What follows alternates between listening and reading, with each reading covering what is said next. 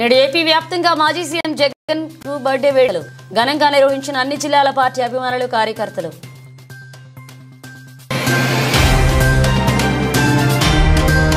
ఉత్తరాంధ్రలో వర్షాలపై సీఎం చంద్రబాబు సమీక్ష, పాల్గొన్న కలెక్టర్లు, జిల్లా స్థాయిలో అధికారులు.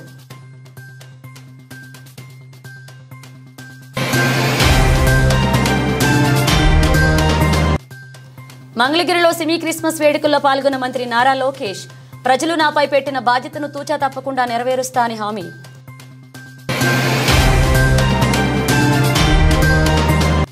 బంగాళాఖాతంలో కొనసాగుతున్న తీవ్ర అల్పపీడనం, ఉత్తరాంధ్ర, నెల్లూరు, రాయలసీమ జిల్లాలకు వర్ష సూచన.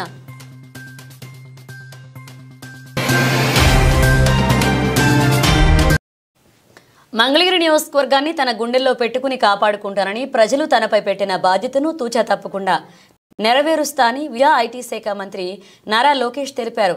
మంగళగిరి పట్టణంలో బాప్టిస్టుపేట ఏపీఎస్పీ 6వ బెటాలియన్ క్యాంపులో ఏర్పాటు చేసిన సెమీ క్రిస్మస్ వేడుకల్లో నారా లోకేష్ పాల్గొని సందడి చేశారు. బాప్టిస్టుపేట యూత్ కమిటీ ఆధ్వర్యంలో ఏర్పాటు చేసిన 45 అడుగుల అతిపెద్ద క్రిస్మస్ స్టార్ను మంత్రి నారా లోకేష్ ఆవిష్కరించారు. ఈ సందర్భంగా ప్రత్యేక ప్రార్థనలు నిర్వహించారు. అనంతరం కేక్ కట్ చేశారు. క్రైస్తవ సోదరులకు మంత్రి లోకేష్ క్రిస్మస్ శుభాకాంక్షలు తెలిపారు. ఈ సందర్భంగా నారా లోకేష్ మాట్లాడుతూ, క్రిస్మస్ అంటే మన దగ్గర ఉంది లేని వాళ్లకు ఇవ్వడం, కష్టాల్లో ఉన్న వారిని ఆదుకోవడం. 2019లో 21 రోజుల ముందు మంగళగిరి నియోజకవర్గానికి వచ్చా. నేనేంటో మీకు తెలీదు, మీరేంటో నాకు తెలీదు. ఎన్నికల్లో పోటీ చేసి ఓడిపోయాను. తర్వాత ఎక్కడికి వెళ్లకుండా కసితో పనిచేశా. 2024 ఎన్నికల్లో భారీ మెజార్టీతో ప్రజలు నన్ను ఆశీర్వదించారు.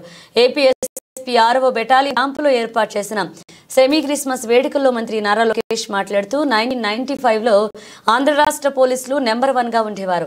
గడిచిన 5 ఏళ్లలో గత ప్రభుత్వం పోలీస్ వ్యవస్థను వ్యక్తిగత కక్ష సాధింపు కోసం వాడుకున్నారు. నాపై అక్రమంగా 23 కేసులు పెట్టారంటూ నారా లోకేష్ చెప్పారు.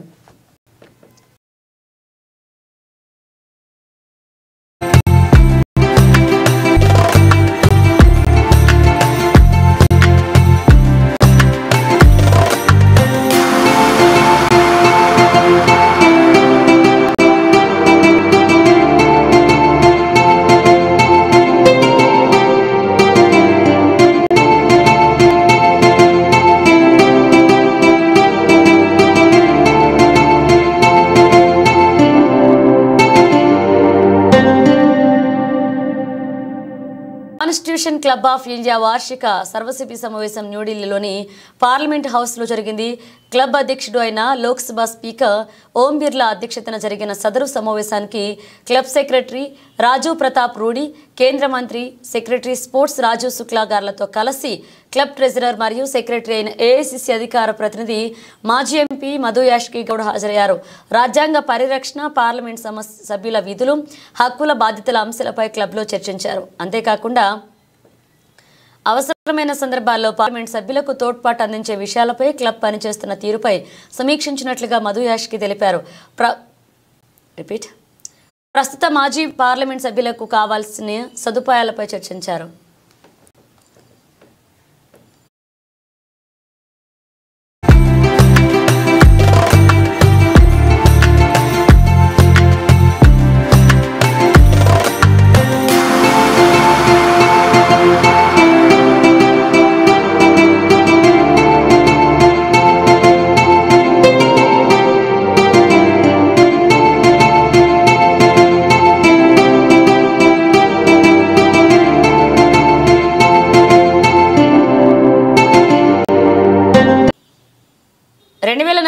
నాటికి వ్యవసాయ రంగంలో ప్రొఫెసర్ జయశంకర్ తెలంగాణ వ్యవసాయ విశ్వవిద్యాలయం ప్రపంచ స్థాయికి ఎదగాలని విశ్వవిద్యాలయ కులపతి, తెలంగాణ రాష్ట్ర గవర్నర్ జిష్ణుదేవ్ వర్మ ఆకాంక్షించారు.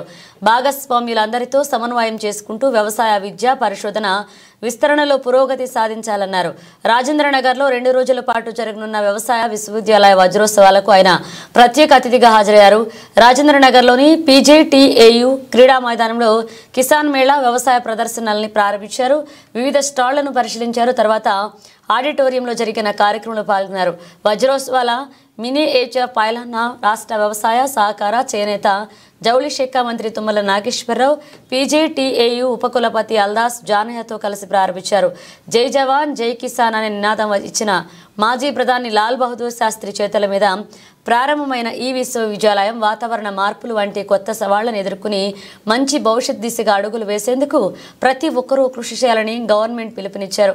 ఈ కార్యక్రమంలో స్థానిక శాసనసభ్యులు ప్రకాష్ గౌడ్, వ్యవసాయ శాఖ కార్యదర్శి APC Raghunandan Rao, commissioner B Gopi, విత్తనాభివృద్ధి corporation chairman Anvesh Reddy, Agros corporation chairman Balaraju, Konda Laxman Bapuji, horticulture వ్యవసాయ విద్యాలయ ఉపకులపతి డి రాజిరెడ్డి, రంగారెడ్డి కలెక్టర్ నారాయణరెడ్డి, పద్మశ్రీ గ్రహీతలు చింతల వెంకటరెడ్డి, వై వెంకటేశ్వరరావు, విశ్వవిద్యాలయ మాజీ ఉపకులపతులు రఘువర్ధన్ రెడ్డి తదితరులు పాల్గొన్నారు. ఆలంపూర్ మాజీ ఎమ్మెల్యే సంపత్ కుమార్ గారి కూతురు రిసెప్షన్ వేడుకలో టీపీసీసీ అధ్యక్షులు ఎమ్మెల్సీ మహేష్ కుమార్ గౌడ్ పాల్గొన్నారు.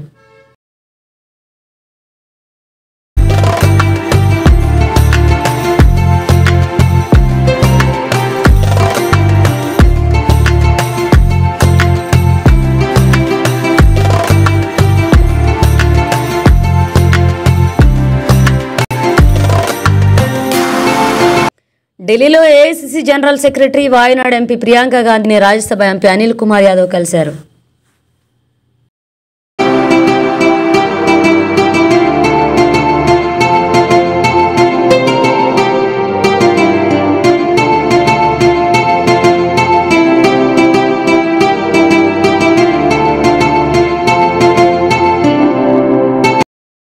బంగాళాఖాతంలో ఏర్పడ్డ తీవ్ర అల్పపీడనం రాబోయే 12 గంటల్లో వాయుగుండంగా మారే అవకాశం ఉందని విశాఖపట్నం తుఫాను హెచ్చరికల కేంద్రం తెలిపింది. దీని ప్రభావంతో రాబోయే 24 గంటల్లో ఉత్తర దక్షిణ కోస్తాల్లో పలు చోట్ల ఒక మోస్తారు నుంచి భారీ వర్షాలు కురుస్తాయని తెలిపింది. మచిలీపట్నం నుంచి కళింగపట్నం వరకు అన్ని ఓడరేవుల్లో 3వ నెంబర్ ప్రమాద సూచిక ఎగరవేశామని, తీరం వెంబడి గంటకు 40 నుంచి 50 కిలోమీటర్ల వేగంతో బలమైన ఈదురుగాలులు వీస్తాయని తెలిపింది. సముద్రం అల్లకల్లోలంగా ఉండడంతో మత్స్యకారులు వేటకు వెళ్లరాదని తుఫాను హెచ్చరికల కేంద్ర డైరెక్టర్ శ్రీనివాస్ తెలిపారు. ఆంధ్ర కోస్తా ఉన్నటువంటి మత్స్యకారులు అందరినీ కూడా ఎవరికి వేటకి వెళ్ళొద్దని చెప్తున్నాం. అలాగే నిన్న మనం పోర్ట్స్కి నౌకాశ్రయాలకు ఏవైతే మనం 3వ నెంబర్ ప్రమాద హెచ్చరిక ఇచ్చామో అది ఈరోజు కూడా కంటిన్యూ అవుతుంది. ఎందుకంటే ఆల్మోస్ట్ ఈ పోర్ట్స్ అన్నీ కూడా squally weather with wind speeds more than 40 km/h record అవుతున్నాయి. అలాగే సీ కండిషన్ కూడా రఫ్నెస్ కూడా గ్రాడ్యువల్గా క్రమేపీ పెరుగుతూ వస్తుంది. ఇటు south west Bay of Bengal నుంచి డబ్ల్యూసీ బే అంటే మనకి ఆంధ్ర కోస్ట్కి దగ్గరలో ఉన్నటువంటి Bay of Bengal is west central Bay of Bengal, అక్కడ సీ రఫ్నెస్ కూడా గ్రాడ్యువల్గా ఇంక్రీజ్ అవుతుంది. సో ఈ కండిషన్స్ దృష్ట్యా ఈ పోర్ట్ సిగ్నల్స్ కూడా ఈరోజు కూడా కంటిన్యూ అవుతుంది. అలాగే నెక్స్ట్ ఇప్పుడు ఉన్నటువంటి ఈ సిస్టమ్ దృష్ట్యా నెట్ రోజున మనకి ఇటు ఉత్తరాంధ్రలోను దక్షిణ కోస్తాల్లోనూ కూడా పలు ప్రాంతాల్లో మోడరేట్ రైన్స్ నమోదవడం జరిగింది. అత్యధికంగా చూస్తే ఇటు విజయనగరం జిల్లాలో అయితే ఎక్కువ చాలా ప్లేసెస్లో 4 నుంచి 5 సెంటీమీటర్స్ వర్షపాతం నమోదైంది. అత్యధికంగా మెంటాడలో అయితే 6 సెంటీమీటర్స్ వర్షపాతం మెంటాడ. నెక్స్ట్ బొండాపల్లిలో 5 సెంటీమీటర్స్, నెల్లిమర్లో కూడా 5 సెంటీమీటర్స్, అలాగే ఈవెన్ ఇక్కడ విశాఖపట్నం ఎయిర్పోర్ట్లో కూడా 3 సెంటీమీటర్స్ వర్షపాతం నమోదైంది. ఓకే, ఈ వర్షపాతం మ్యాక్సిమం 1 or 2 days వరకు ఉంటుంది అంతే మ్యాక్సిమం. రేపటి నుంచి కొంచెం ఇంటెన్సిటీ కొంచెం తగ్గే ఛాన్స్ ఉంది. రేపటి నుంచి విండ్ స్పీడ్స్ ఇవాళ రేపు కూడా కంటిన్యూ అవుతాయి.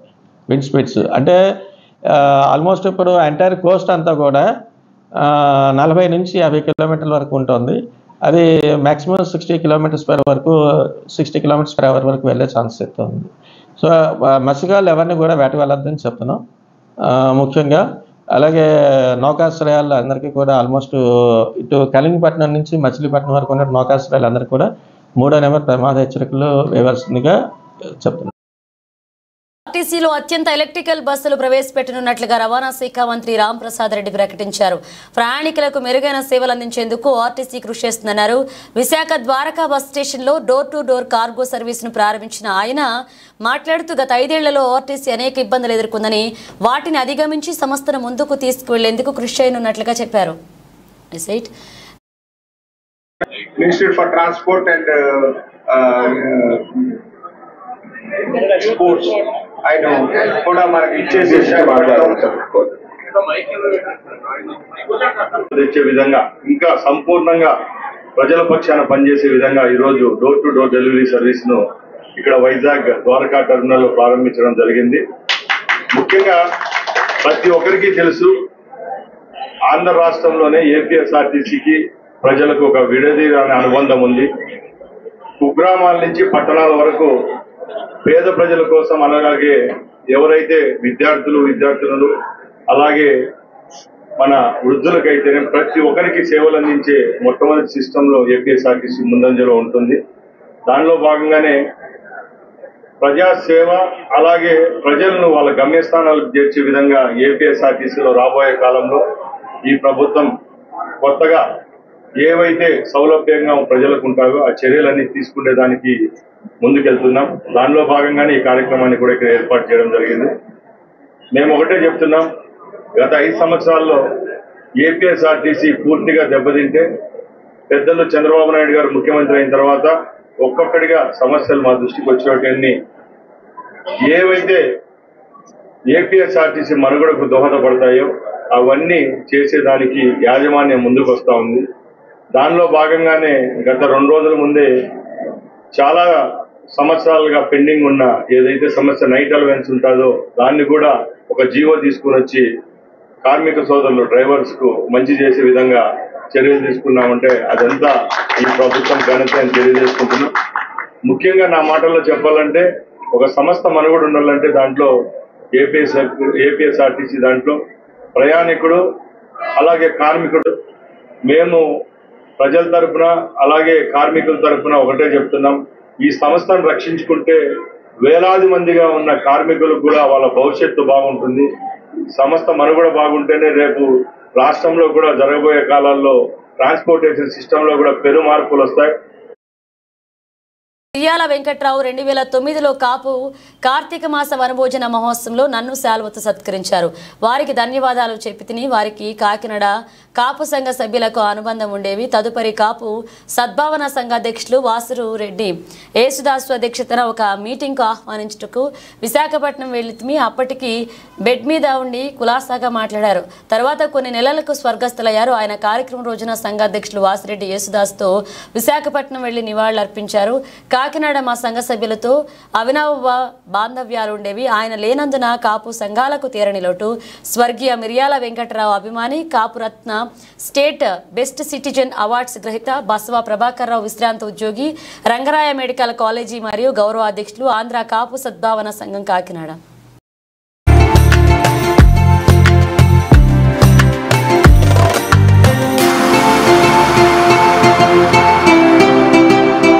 అల్పపీడన ప్రభావంతో ఉత్తరాంధ్రలో కురుస్తున్న భారీ వర్షాలపై సీఎం చంద్రబాబు నాయుడు సమీక్ష చేశారు. సీఎంఓ అధికారులు ఆయా జిల్లాల్లో ప్రస్తుత పరిస్థితులపై ముఖ్యమంత్రికి వివరించారు.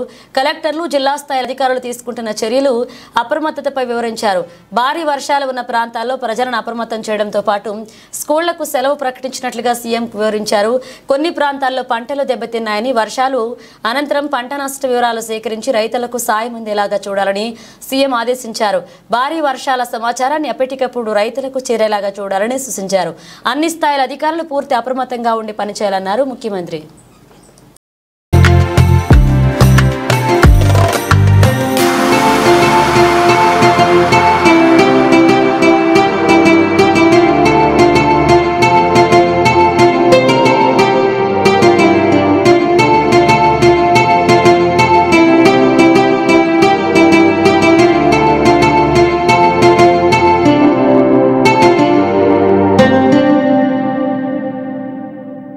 పెద్ద అంబర్పేటలోని డిస్కవరీ ఓక్స్ పాఠశాలలో కెలోత్సవ్ 2.0 కార్యక్రమానికి ముఖ్య అతిథిగా హాజరయ్యారు. భువనగిరి ఎంపీ చామల కిరణ్ కుమార్ రెడ్డి హైదరాబాద్గా పెద్ద అంబారపేట లక్కారెడ్డిపాలెంలోని డిస్కవరీ ఓక్స్ పాఠశాలలో కెలోత్సవ్ 2.0 పేరుతో వార్షిక క్రీడా ఉత్సవాన్ని అంగరంగ వైభవంగా నిర్వహించారు.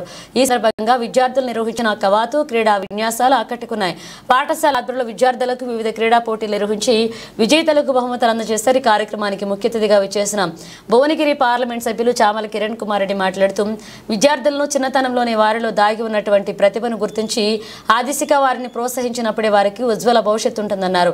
గెలుపోటములతో సంబంధం లేకుండా ప్రతి విద్యార్థి క్రీడల్లో పాల్గొని శారీరక మరియు మానసిక ఆరోగ్యాన్ని పెంపొందించుకోవాలన్నారు. విద్యార్థులు క్రీడా రంగంలో రాణించడానికి ఉపాధ్యాయులతో పాటు తల్లిదండ్రుల ప్రోత్సాహం కూడా అత్యంత కీలకమన్నారు. పలు క్రీడా విభాగాలలో ప్రతిభ చూపిన విద్యార్థులను అభినందిస్తూ క్రీడల ప్రాధాన్యాన్ని వివరించారు. విద్యతో పాటు శారీరక దారుఢ్యానికి క్రీడలు ఎంత అవసరమని విద్యా సంస్థలు దీనిపై దృష్టి పెట్టాలని సూచించారు. ఈ కార్యక్రమంలో HCA vice president John Manoj, పాఠశాల డైరెక్టర్లు శరత్ చంద్రారెడ్డి, నీలిమారెడ్డి, ప్రిన్సిపల్ సారా ఆజాం, క్రీడాక్షకులు, కోఆర్డినేటర్లు, ఉపాధ్యాయులు, తల్లిదండ్రులు పాల్గొన్నారు.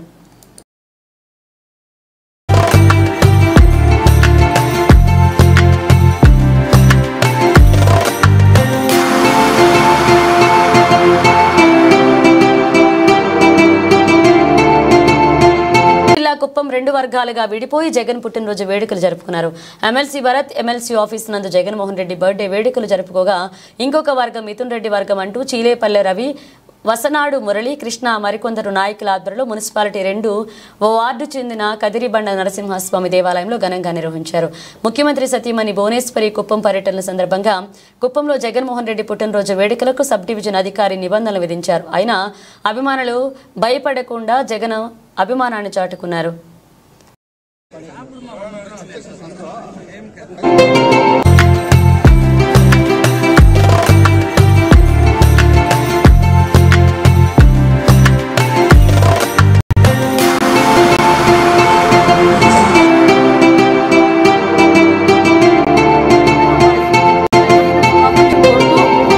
నేనేం తెలుస్తా ఉన్నానంటే ఈ రోజు కూడా మమ్మల్ని హరాస్ చేస్తా ఉన్నారు. ఎందుకంటే మీరు రెబెల్స్ కదా, కొంతమంది మన టీంలోనే మేము రెబెల్స్ అయినా కూడా జగన్మోహన్ రెడ్డి గారికి తెలుసు ఆయన మంచిగా చేసినాం మేము. ఎందుకంటే ఇక్కడ చేస్తూ ఉండే కుట్రలు కుతంత్రాలు ఆయనకు తెలిసి వచ్చి ఈ రోజు ప్రజల్లోకి వచ్చినారు.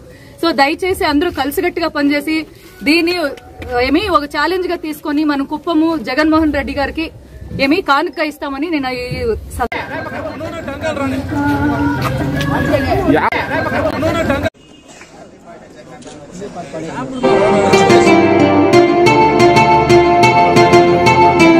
అదేవిధంగా రాష్ట్ర వ్యాప్తంగా ప్రతి సంక్షేమ పథకాన్ని పేదలకు తీసుకున్నటువంటి ముఖ్య నేతల్లో మన ప్రియతమ నేత జగన్మోహన్ రెడ్డి గారు ఉన్నారు. ఇక్కడ కుప్పం నియోజకవర్గంలో కదిరిబండలో ఇంత భారీ స్థాయిలో జరుపుకున్నాము. ఇక్కడ ఎన్ని ఆంక్షలు నిర్వహించినా, ఎన్ని సెక్షన్లు నిర్వహించినా కార్యకర్తలే, నిజమైన జగన్మోహన్ రెడ్డి కార్యకర్తలే ఇక్కడ వచ్చిందును పండుగ వాతావరణం జరుపుకున్నాము. అలాగే కుప్పం నియోజకవర్గంలో ఉన్నటువంటి దొంగ నాయకులు ఊర్లు వదిలిపెట్టి పోయిందును, దాముకోనిందును, పార్టీలు మారుకోనిందును, అతని జగన్మోహన్ రెడ్డి గారి బర్త్డేనే మరిచిపోయి సెక్షన్లకు భయపడిందును లోపల ఉన్నారు. అది కుప్పం ప్రజలందరూ గమనించి నెక్స్ట్ రాబోయే ఎలక్షన్ లో కుప్పం నుంచినే జగన్మోహన్ రెడ్డికి పట్టం కట్టాలని కోరుకుంటున్నాం. జై జగన్ అన్న, జై జగన్. అంబేద్కర్ పై పార్లమెంట్లో అనుచిత వ్యాఖ్యలు చేస్తున్న అమిత్ షా పై ఆర్టికల్ 75 ప్రకారం రాష్ట్రపతి చర్యలు తీసుకుని మంత్రి పదవి నుండి బర్తరఫ్ చేయాలని విధ్వంసం ఐక్యవేదిక రాష్ట్ర convener doctor Busi Venkatarao demand చేశారు. పార్లమెంట్లో అమిత్ షా వ్యాఖ్యలు నిరసిస్తూ ఈరోజు విదసమ ఆధ్వర్యంలో దళిత సంఘాలు ఈరోజు అంబేద్కర్ విగ్రహం వద్ద నిరసన చేపట్టారు. వర్షాన్ని సైతం లెక్క చేయకుండా దళిత శ్రేణులు అమిత్ షా దిష్టిబొమ్మతో అంబేద్కర్ విగ్రహం చుట్టూ శవయాత్ర చేశారు. ఈ సందర్భంగా వెంకటరావు మాట్లాడుతూ అమిత్ షా కర్మఫలంతో స్వర్గానికి చేరతారో నరకానికి చేరతారో కానీ అంబేద్కర్ లేకుంటే రాజ్యాంగం లేకుంటే హోంమంత్రి కాగలిగేవారా అని ప్రశ్నించారు. అమిత్ షా వ్యాఖ్యల పట్ల భారత రాష్ట్రపతి సుమోటోగా స్పందించి చర్యలు తీసుకోవాలని డిమాండ్ చేశారు. పార్లమెంటు స్ట్రీట్ పోలీసులు కూడా అమిత్ షా పై అట్రాసిటీ కేసు నమోదు చేయాలన్నారు. అమిత్ షా తప్పిదాన్ని సరిదిద్దాల్సిన మోదీ సమర్థించడం చూస్తే అంబేద్కర్ పట్ల బీజేపీ మనువాద దృక్పథాన్ని బయటపెట్టాయన్నారు. తూర్పుగోదావరి జిల్లా నిడదవోలు పట్టణ జనసేన పార్టీ కార్యాలయంలో జరుగు మీడియా సమావేశం నిర్వహించారు. మినిస్టర్ కందల దుర్గేష్ ఈ రోజు అనగా శుక్రవారం మధ్యాహ్నం నిడదవోలు జనసేన పార్టీ ఆఫీస్ నందు సీఎం రిలీఫ్ ఫండ్ కార్యక్రమంలో 25 మందికి మినిస్టర్ కందల దుర్గేష్ చేతుల మీదుగా సీఎం రిలీఫ్ ఫండ్ చెక్ అందజేయడం జరిగింది. ఇటీవలే సీఎం చంద్రబాబు అలాగే డిప్యూటీ సీఎం పవన్ కళ్యాణ్ ఎప్పుడూ కూడా పేద ప్రజలకు అండగా ఉంటారని, కూటమి అన్ని వేళలా మీకు సహాయకరంగా ఉంటామని, రాబోయే రోజుల్లో ఇంకా అనేక కార్యక్రమాలు చేస్తామని మినిస్టర్ కందల దుర్గేష్ మాట్లాడడం జరిగింది. ఆపన్న హస్తంగా నిలబడినటువంటి కూటమి ప్రభుత్వం